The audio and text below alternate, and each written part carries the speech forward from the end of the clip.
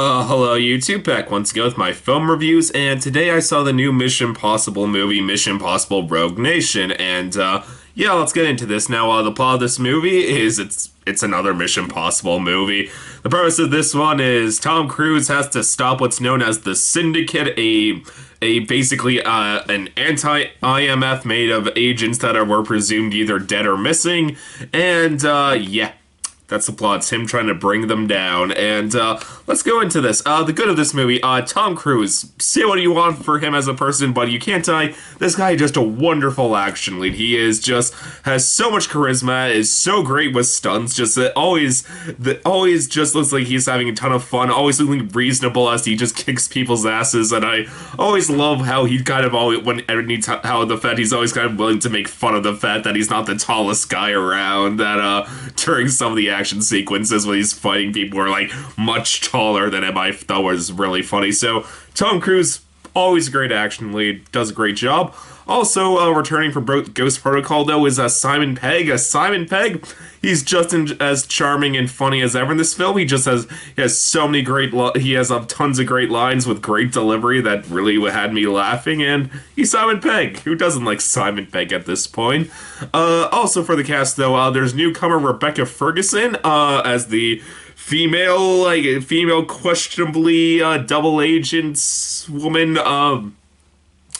Rebecca Ferguson, she did a good job. She was great at coming off as a badass, like from beginning to end. Never would look like one of those like anytime like an action movie will put like an attractive female who clearly does not look like she can do action, and just for the fact he's attractive, so you're just never buying it when they're fighting people. No, she always looked like she could just snap someone's neck on a dime, and that she played off Tom Cruise great. Those two had really great, bizarre chemistry with each other from beginning to end in this movie, and she always did a good job at always coming off very morally gray. Like, there were scenes I was honestly wondering whose side she was on, so Rebecca Ferguson, great job from beginning to end in this movie. Well done. And also, Sean Harris as the villain. All I can really say about him is, he was good at being really creepy from beginning to end of this movie. He always looked very threatening and unpleasant to look at, and just the voice he does, like the weird, I don't even know,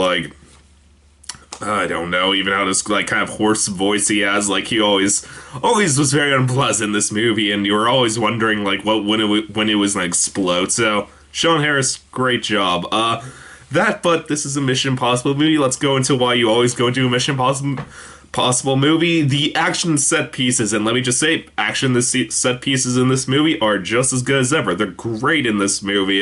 There's just as much death-defying stunts as you could possibly want in this movie. Just really create really insane moments of action. Probably my favorite is the motorcycle chase and the opera house scene. I thought those two were great, and the fact that a good part of this was practical effects and not just a non-stop CGI is always great in this day and age of action films. So Mission Impossible, all I can say, since you're probably just going in for the set piece in action, let me say, just as good as ever in this film.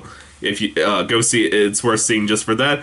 And the last thing I gotta say is the thing I always liked about some of these movies, and this one, is this movie clearly has a brain to it for me in the end. This is not a completely, like, just insane, ridiculous, like, action movie, like, just a movie you kind of, like, shut your brain off at the door, like Avengers 2. I thought that was kind of enjoyed, just like a movie kind of supposed to just shut your brain off and just enjoy how enjoyably nuts it gets. Like, no, this movie has a brain to it. Like, that, for one, I like the fact that they bring up all the really questionable stuff they did in Ghost Protocol in the last one, like how they have to deal with the fact that like some people are kind of pissed off at the IMF for the fact that in the last movie they blew up the Kremlin, and they blew that up. The fact that they gave actual launch codes to nuclear missiles to terrorists in the last movie. I'm glad that they actually have to respond, like, are somewhat punished in this movie for the fact they did those things. So I'm glad. So that's an example. This movie has a brain.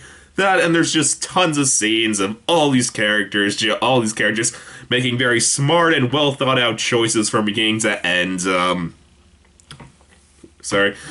beginning to end, like, there's, like, especially how Tom Cruise, like, outsmarts the villain at the end of this movie. Oh, okay, spoiler alert, Tom Cruise outsmarts the villain. Like, yeah, like, that wasn't gonna happen at the end of this. Like, the way he does it is really clever, and I really liked it, so, and how the way, and, so, this movie clearly had a brain. What was the bad of this movie? The Syndicate never really felt that powerful, like, considering, like, the first you hear of them in the movie, they basically just say to Tom Cruise, like, we know who you are, and then they, like, gas him in a room, and you just know, like, okay, so they're, like, basically, like, all these agents, so, like, from IMF, so, like, they should just be, like, all just as powerful as Tom Cruise, like, each one can be a threat, like, no.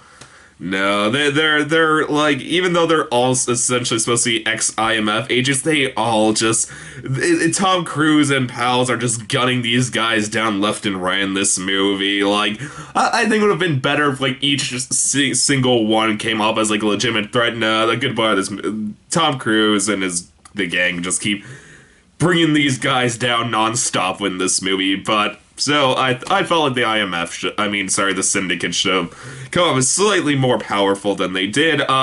Jeremy Renner returns. Jeremy Renner, he's kind of thrown to the side in this movie. And don't get me wrong, I love Jeremy Renner. I think he's a great actor, and he's great at action. Like, you showed it, like, he was great, like, in Ghost Protocols, but in this movie, he's, like, not in a single action scene. Like, I really wonder, like, my only thought is, like, maybe he would I must assume this was shot around the same time as the Avengers 2, considering how close the release dates are, but...